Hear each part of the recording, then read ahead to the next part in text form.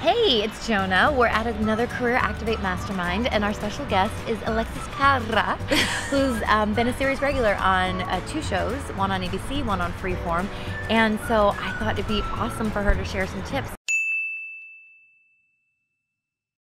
And I actually think the #1 thing, when I have been mostly focused on having fun and like auditioning for myself in some ways, like more than anything, I feel like I book more, truly. Or at least I get like in the opportunities, like I'll get producer sessions and testing and things like that. And it's funny, I think in careers, like obviously our careers do go up and down, and we may have periods of time where we're like working less or whatnot, but I've noticed that recently, kind of getting back to just the reason why I'm doing this in the first place, which is like I love to tell stories and have fun, and auditioning has become a much more positive experience. Things are really starting to move along. So yeah, I think that's my answer. Well, the auditions that I feel like I have the best experiences on, which don't always necessarily translate to a booking, but for me, when I'm like, that was an awesome experience and I feel really good about it, are ones where in the waiting room I've been like focused on the moment before in the conversation, in the scene, where I've been like, you know, saying like certain affirmations I have, like basically focusing on the things I can control. Like I know this character, I know who I feel confident in the preparation I've had, and I think about like, I'll visualize the situation in the scene, or I'm just like focused on being immersed in what I'm actually about to do in that room as this whole character. And so I think of it more of like, as it would be right before I get on stage to do a play, like more than just like I'm about to, no. And that's something. The other day I went into a producer session, and like I had prepared for the audition, but like maybe 10% less than I would have liked to.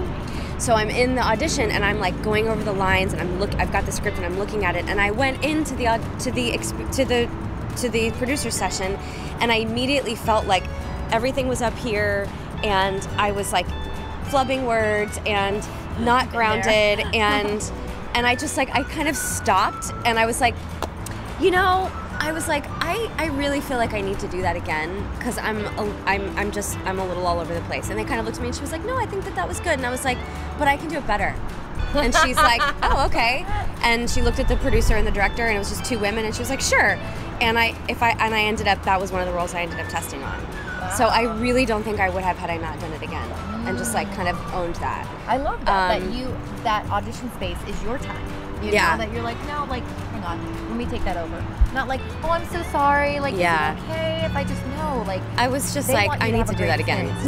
Like, that did not go well. But then it also reminded me to do the things I know of in that waiting room, which is to like deep breathing and relaxation, and focusing really on what's happening in the moment before the scene, and just trusting and letting go.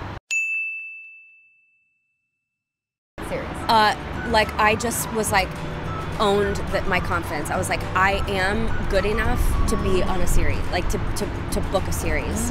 And I remember at the testing for mixology, there were 2 celebrities in that room, and I was like, I remember thinking like, you know what? I'm supposed to be here. Like, yes, but other, you know, it could have thrown me for a tailspin, but I was like, I got this. Well, I definitely had set those goals before. Like the year I booked mixology, I was like, I am booking a pilot this year. However, I had never, I felt like that was I felt like that was an outrageous goal.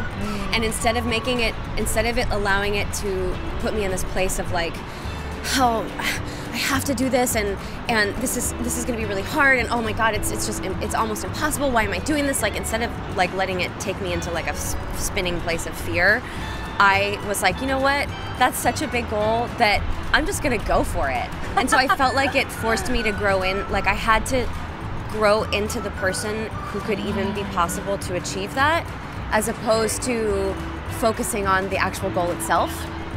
Interesting, like being the person that would achieve that, and then the rest of it, what did that look like? The rest of it, like the stars aligned for me, and that was the only thing I tested on that whole season, and I booked it, and it went to series. The rest of that stuff I had no control over.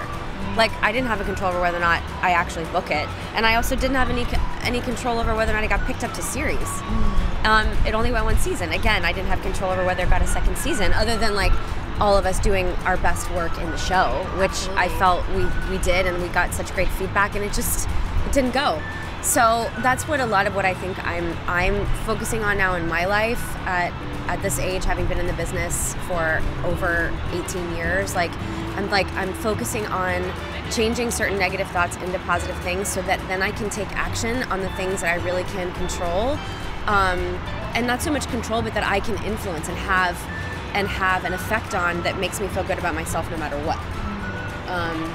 So it's just a question of where the attention goes, I think. And it's a lot easier said than done. And there are certain days where I'm not doing that.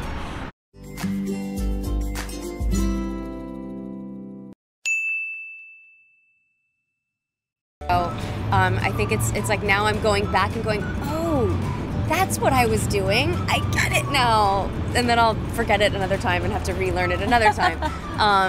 But I do think that that's also what helps from having like a group of people to keep you accountable in that way. Yes. Because when That community you is- do go to the darker side, you have to have somebody go, remember, focus on this, or what can you focus on, and to kind of get you out of the tailspin. Absolutely. So, Thank you for Yeah. that. And how can people find you? oh, you can find me on the IG, Instagram, at Alexis, Alexisa Carra, and on Twitter, Alexis Carra, Carra. My website's alexiscarra.com, and I post a lot of dance videos because I'm also a dancer, and yeah, I would love to have you follow me. Awesome. Thank you so much. You're welcome.